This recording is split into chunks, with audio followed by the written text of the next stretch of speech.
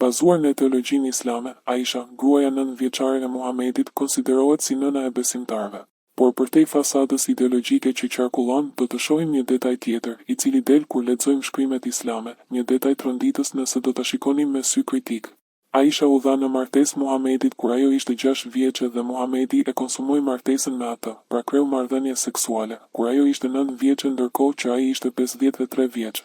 Por në këtë material nuk do të diskutojmë çështjen e moshës së Aishës dhe të Muhamedit, pasi këtë pjesë e kemi ezauruar tashmë. Këtu do të paraqesim disa detaje që shohim kur lexojmë hadithet e besueshme islame. Do ta fillojmë me hadithin numër 231 të Buhariut. Në këtë hadith lexojmë: Sulejman bin Jasari tregon: E pyeta Aishën për rrobat e ndotura me sperm. Ajo u përgjigj: Unë e laja nga rrobat e të dërguarit të Allahut dhe ai shkonte për namaz ndërsa njollat e ujit ishin ende të dukshme. Nga Buhariu do të shohim dhe hadithin me numër 229 ku lexojmë: Tregoi Aisha: Unë i laja gjurmët e xhenabes, spermës, nga rrobat e profetit dhe ai shkonte për namaz ndërsa gjurmët e ujit ishin ende mbi të, njollat e ujit ishin ende të dukshme. Tek hadithet e Muslimit, në hadithin me numër 290 lexojmë: Abdullah bin Shihab el-Kaulani raportoi: Qëndrova në shtëpinë e Aishës dhe pash një ëndër të lagësht dhe e ndjeva efektin e saj në veshjen time, kështu që në mëngjes i shyta të dyja rrobat në ujë. Këtë veprimin tim e pa një shërbëtore e Aishës dhe ajo e informoi. Ajo, Hazreti Aisha, më dërgoi një mesazh: Çfarë të shtyu të sillesh kështu me rrobat e tua? Ai, tregimtari, tha: I thash se pash në ëndër atë që sheh një person që fle. Ajo tha: A gjetën ndonjë shenjë të lëngut në rrobat e tua? Unë thash: Jo. Ajo tha: Po të gjeje diçka, duhet ta laje. Në rast se e gjeja atë spermën në veshjen e të dërguarit të Allahut të tharë hiqja me thonjtë e mi.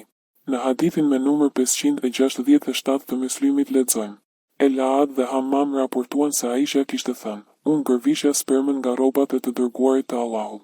Në hadithin me numër 570 lexojmë: Amr bin Mejmuni tha: E pyeta Sulejman bin Jasirin nëse sperma që bie në rrobat e një personi duhet të lahet apo jo.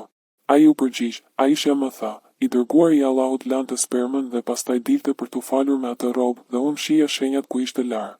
Tek hadithet e Ibn Majhes, në hadithin me numër 536 lexojmë: Transmetohet se Amr bin Mejmun ka thënë: E pyeta Sulejman bin Jasirin për një rrobë që bëhet me sperm.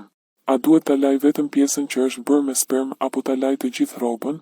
Sulejmani tha: Aisha tha: Në rrobën e të dërguarit të Allahut kishte sperm dhe ai e lante vetëm pjesën që ishte me sperm, pastaj dilte të falej duke veshur atë rrobë dhe unë mund të shija shenjat e lëna mbi të nga larja. Në hadithin me numër 537 lexojmë: Transmetohet se Aisha ka thënë: Shpesh gërvisja spermën nga rrobat e të dërguarit të Allahut me dorën time. Dhe në hadithin me numër 539 lexojmë: Transmetohet se Aisha ka thënë: Më kujtohet kur e gjeta spermën në rrobën e të dërguarit të Allahut dhe e kruajta. Dhe në fund po lexojmë dhe një hadith nga Ana e saj. Në hadithin me numër 297 lexojmë: Është transmetuar se Aisha ka thënë: Unë e pastroja xhenaben. Në një rast tjetër ajo tha: Spermën nga rrobat e të dërguarit të Allahut. Pyetja që ngrem është përse kishte Muhamedi sperm në rrobat e tij, ndërkohë që kishte 9 apo 11 gra. Sipas haditheve na thuhet se ai kryente marrëdhënie seksuale me të gjitha gratë e tij brenda një nate të vetme. Këtë e shohim në hadithin me numër 5068 të Buhariut ku dhe lexojmë: Transmetoi Enesi: Profeti shkonte të kryente marrëdhënie seksuale me të gjitha gratë e tij në një natë dhe ai kishte 9 gra.